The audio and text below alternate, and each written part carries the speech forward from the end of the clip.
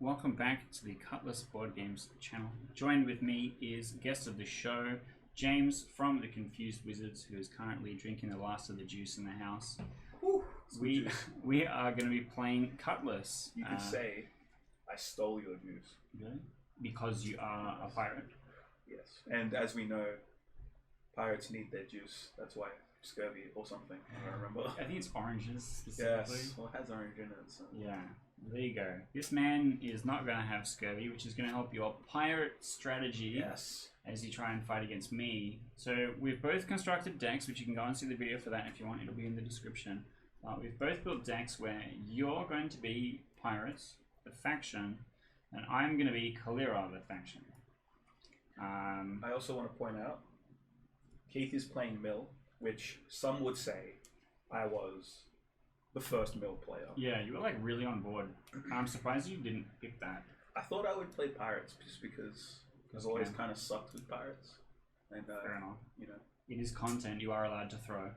Yeah, that's what I did with Crokinole. So yeah, definitely just didn't lose. But, you know. Alright, let's start with a high roll. Let's do it. Would you like to beat a 11? I would, but will I? Guess not. Close. I'm going to go first. And as we're playing, I'm going to kind of explain the rules of how things work so that you can follow along at home. First thing is, my deck is very shuffled. I've been shuffling it for the last 10 minutes. I'm going to draw my opening hand of 7 cards. I'm then going to look at it. That's allowed. The player going first does not have a construction step, so I cannot play an event card for free. Because in your construction step, you'll get 1 construction point that you can spend on removing construction or playing events, which I cannot do. I'll explain why that is relevant later. I'm going to just play... Let's go like this. So I'm going to play Fell's Seer Maiden right at the top. This is a great card. And I'm going to discard a card to pay for the discard cost. Because it costs 1. I'm going to discard my Scry the Stars. So Fell's Seer Maiden, because it's been played face up, is going to activate. I'm going to draw a card, and you're going to banish the top 2 cards of your deck. So banish is removed from the game. I've banished an ambitious deckhand. It's pretty good. Pretty good card. I also banish a Primitive Scarshing, which is also good. And then it's your turn. Okay, so you have a construction step. You will have 1 construction point. So you can play an event with that construction point for free, or if you had construction counters in play, you could do that, but you do not. I will play a Skeletal Surge. Huge. So, Skeletal Surge says for me, search my deck for 2 crewmates and discard them. I don't know if you want more space, but that's banished also. True. Forgot about that. So I'm going to search for my 2 remnants of Scarshank because they like being in the discard. They do. If I could find it, but you know, that's pretty difficult. I'm ruining the video. There we go. Man searches deck for 15 minutes unassisted. Right, I've done that. I used to play Amulet Titan in Modern. That's all I did was search. This is shuffle for days. Yeah. Okay, so that was my first thing. Do you want to discard cards to get construction points? Because Remnants of Scarshank, you can pay a construction point to return him to play from the discard pile. And then when he activates, I can discard. When he activates, you get to draw a card. That's just giving me the strats. Wait, when do I draw, sorry? Well, once this step's complete. Okay, well, I'll discard this, and I'll discard Dread Omen Singer, and I'll bring both of these back. Cool. So they are just added to the tableau. They do not activate because they have not become face up or been played face up.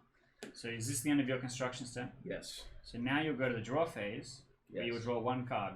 Yes. If I had more treasures, he would draw additional cards. But I do not. And if you had no cards in hand, you would draw 3 cards. I will which you do not. Play Rift Sealers. Nice. And I will discard a Cannoneer Slacker. Yeah.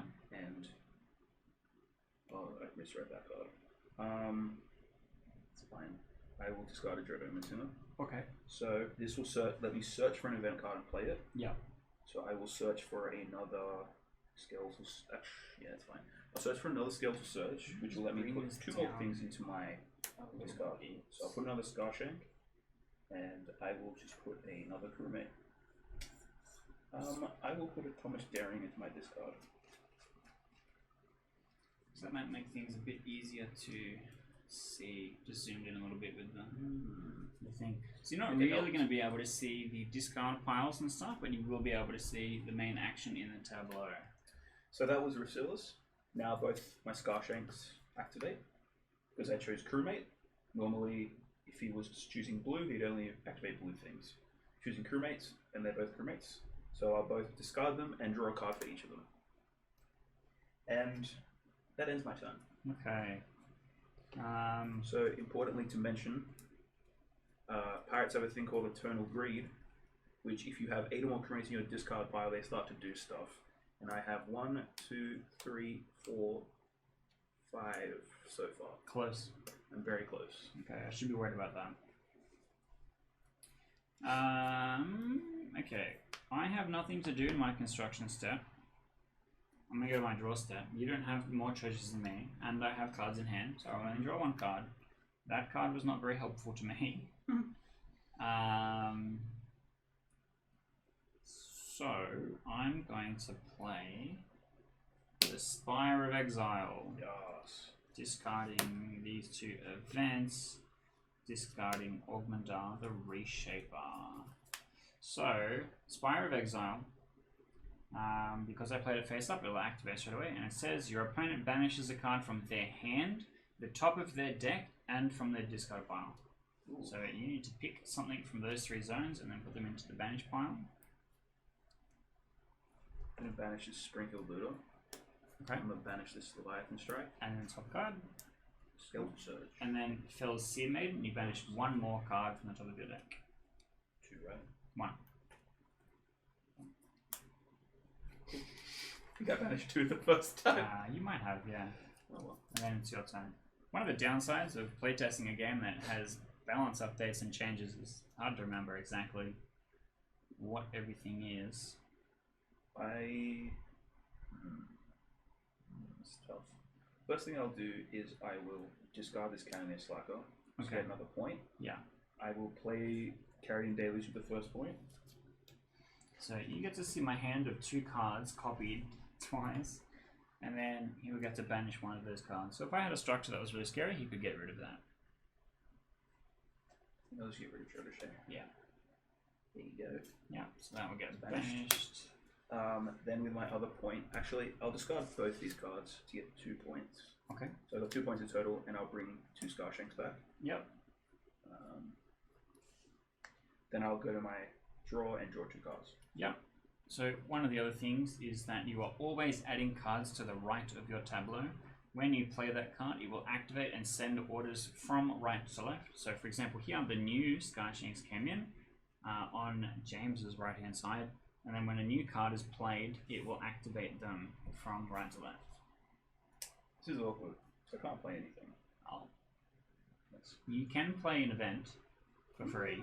You no longer yield the treasure off for doing nothing. But it can't do anything. Oh. So I can't do anything. Okay. So in that case, you will go to your end step, basically. Yeah. And I'll come back to me. I remember I said in the deck building that I didn't need an engine. And now you don't have an engine. I think I do need an engine. And now you're in trouble? Yes. Oops. Oopsies. Okay. I have nothing to do in my construction step yet again. I will draw a card.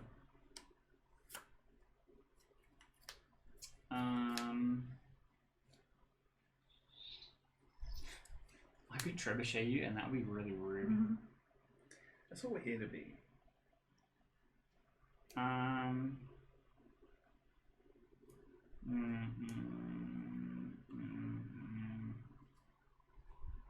Yeah, let's do it. Okay, I'm playing the trebuchet, which means I have to discard the rest of the cards in my hand. Bam. So trebuchet hits the board. Trebuchet says, deal 1 damage to 2 different cards in your opponent's tableau, which is going to be 1 and 1. and 1 damage to Seaward Trebuchet. The way that damage works is that when that card cannot activate while it has damage on it, when it is from having orders sent to it. So if a crewmate is played, these will not activate because they have damage on them. When something that has damage on it is sent orders, it's semi-repaired and will remove 1 of that damage. So the first time the Remnants of Skarshank would be activated, they are not, and the second time they would activate and could be discarded. But you can spend construction points that you have in your construction step to remove damage and discarding cards in the same way to do that. But this is now resolved. Now we have to do this, where you will banish a card from your hand, top of your deck, and your discard pile. Okay, and then another one from the top, and I will draw a card, and then it's your turn.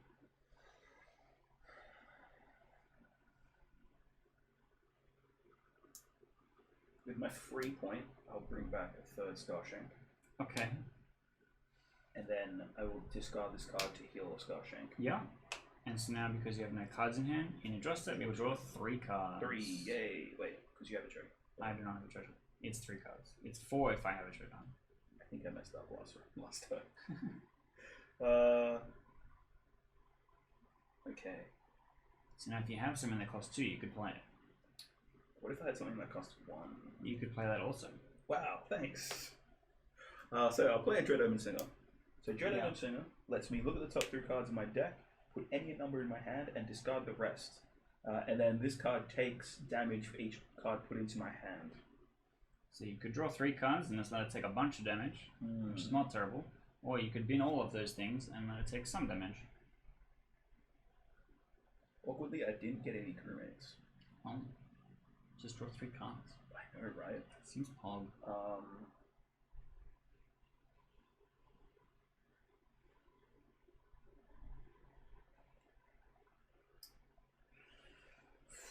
It's tough. That's tough.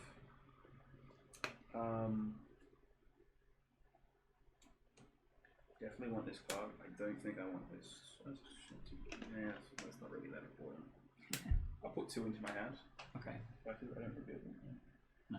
So it takes 2 damage. Okay. Then I'll activate both these Skarshanks. Yeah, because you are sending orders to Red pirates, not crewmates. Because 2. the Omen Singer is not a crewmate. Indeed, so I can't Can't my activate Rift Sealers. Sealers. And that's my turn. Well, the damage on this one is removed. And then it's your turn. So we come back to me. It's my construction step. I'm going to discard a card for shits and giggles. Nice. I'm going to use a construction point to heal my trebuchet. I'm then going to draw 3 cards. I'm in trouble. It's not that bad. I'm going to play Rift Sealers. I discard 2 cards. Nice. My discard pile is getting large. So, Rift Sealers will activate and then it will send orders to all clearing cards. Rift Sealers says, search your deck for an event card and play it. We're going to play the King's Edict. So choose any 2 cards in either discard pile and banish them. And guess whose Skarshank is going to go on a permanent holiday? Yours? Where's he going? No, into the Bahamas? banish pile. Is that the Bahamas? Could be the Bahamas. An early retirement for an eternal, undying skeleton. He's going to Tortuga. Okay, so that is Rift Sealer's effect. My King's Edict is then banished. Then Seaward Trebuchet is going to activate. I'm going to put 1 damage on both of these things. Cool, cool. Spire of Exile is going to activate. I will banish Tide Skipper.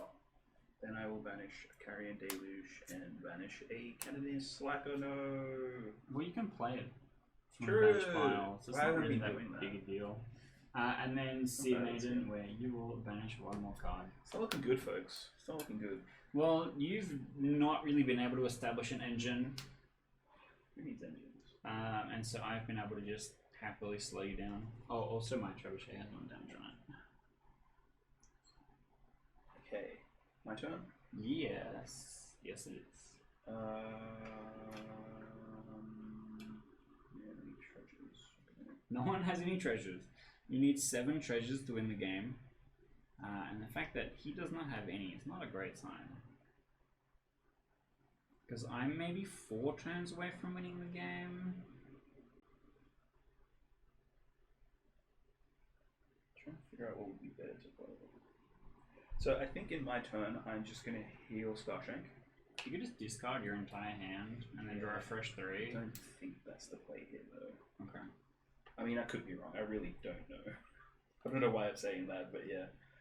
So I'll draw 1. Well, I then only need to discard another card then. So I'll discard Unpronounceable Man. Then I'll draw a card. It's a sea monster. It's supposed to be said like you're underwater. Fair. Very fair. I think this is probably just better. So I'll discard these 3. Mm-hmm. So I'm sending orders to crewmates. So raiding party, because I have 3 crewmates in my tableau, at least 3. I may banish 2 cards from my discard pile. If I do, I claim a treasure. So I'm banishing these 2. Yep. Means I claim a treasure. Yep. So I get the top card of Keith's deck. Get the top card of my deck. That is a treasure. I'm technically winning. That's correct. So then my Starshank will activate, and I'll discard him and draw a card. Okay. Then my Rich Sealers will activate. Or maybe I shouldn't discard him, actually, because then my crewmates. You can just bring him back by paying the construction point. That's true. I'll search through my deck for an event card. I have them. It's a good start. I'll find a Carrion Deluge and I'll look at your hand, and I'll definitely banish that. It's pretty good. So while we are on the moment of a treasure being taken, what happens is when you activate the term, keyword, whatever, claim a treasure, you take the top card of your opponent's deck and you put it into your treasure chest, which is just slightly off camera, but is your own personal pile of treasures that you've collected. And then once you've got 7, you win the game. So this is similar to the Pokemon prize kind of mechanic, except having cards removed from your deck at the start. The person that is winning in that category has removed more cards from your deck, making it harder to be consistent, which I like. It's cool. But you're done. I am done. Coming back to me, in my construction step, I have 1 free construction point. I will heal my trebuchet. I will then draw the 3 cards for having no cards in hand. I will then draw an additional card because you have more treasures than me now. And then I'm going to take a day off. Oh my god.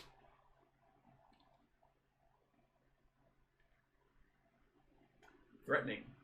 So he put a card face down with 5 on it, and only sea monsters are worth 5, so pretty easily can infer what that is. When you're playing a card, if you do not play that card face up, you can play it face down.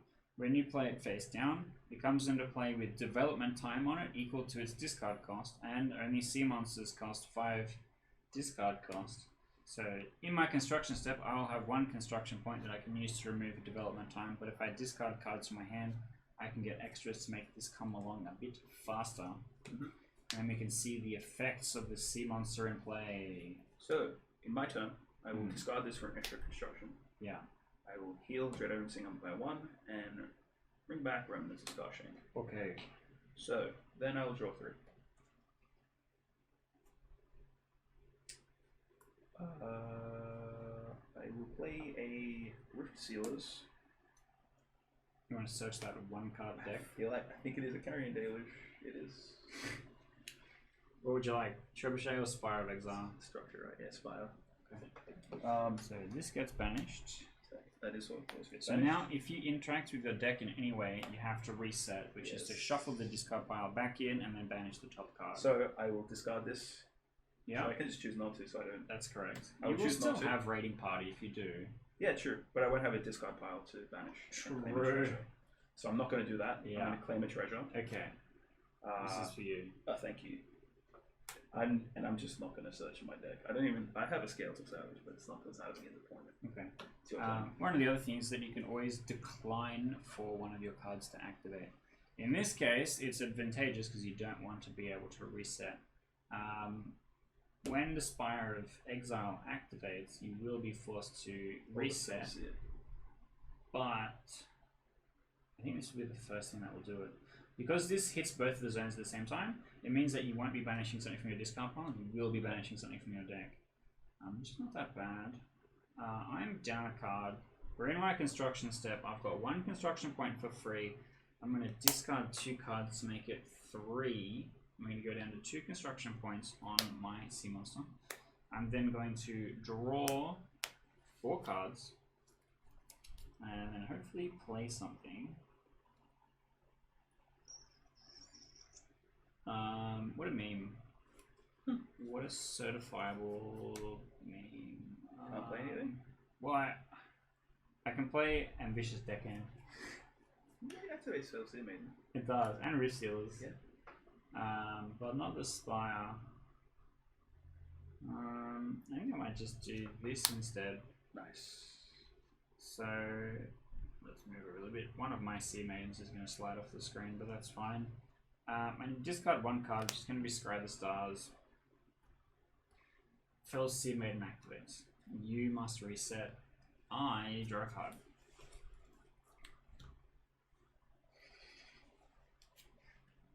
So then you banish a card for resetting, and then you banish a card from the Sea Maiden. And then I'm going to send orders to all my blue cards. No. There's only like 10 left in there, surely. Yeah, it feels like a bit more than 10, so pretty close. Right. 1, 2. Cool. Rift Sealers is going to activate. Now I can't get King's Edict because you have no discard pile. I can't do Scry the Stars because I don't have Color and Rule, which is 3 unique structures in play. So I'm going to fail to find with the Rift Sealers. Just shuffle my deck. Seaward Trebuchet is going to activate. And I'm going to put damage like this. I told you Trebuchet is really annoying. We then hit the Spire. So you'll be banishing the top card, a card from your hand which you don't have, and a card from your discard pile which you don't have. Yep. And then Sea Maiden is going to activate, and you'll do 1 more. So that wasn't that bad for you overall. And then it's back to you. Oh, I will. You got 1 for free. Get rid of this. Yeah. Draw 3. I drew too many. It's pretty funny. I'll put this down for 2.